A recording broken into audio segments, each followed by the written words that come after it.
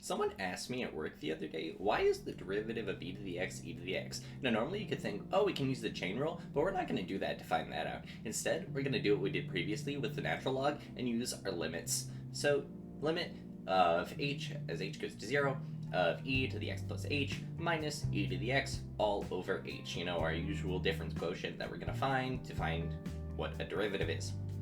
Okay, so we can rewrite this as e to the x times e to the h minus e to the x all over h. Pretty standard stuff.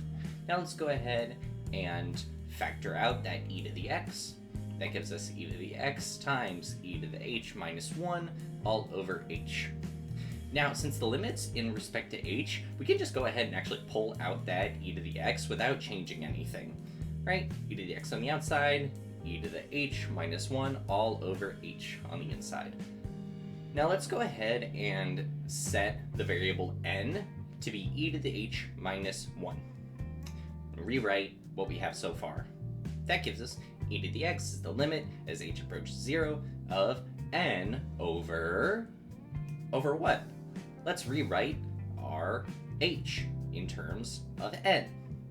Okay, so we add 1 to both sides, then take the natural log, which gives us n plus the natural log of n plus 1. That is what h is.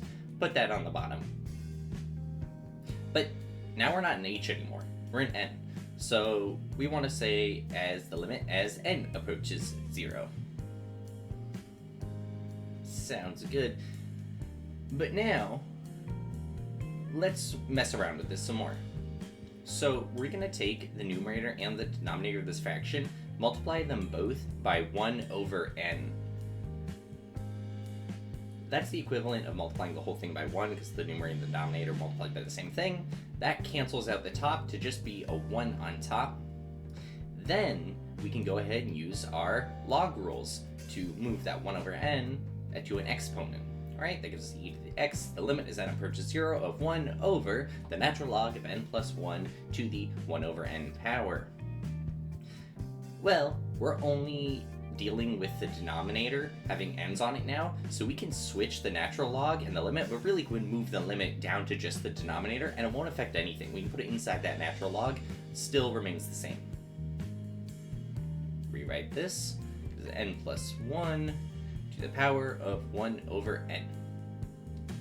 Now, that might look familiar from come on, there we go, got it. This might look familiar from our natural log video, where the definition of e we can write as the limit as n goes to 0, okay, limit as n goes to 0 of 1 plus n to the power of 1 over n. That's the equivalent of e. You notice where that is? Alright, that's equivalent to what we have previously. So let's go ahead and rewrite this as e times 1 over the natural log of e. Slides right in there. So, well, natural log of e is really just 1, so e to the x times 1 over 1 equals e to the x. So we've just proven its derivative. That's all. Thanks, and bye-bye!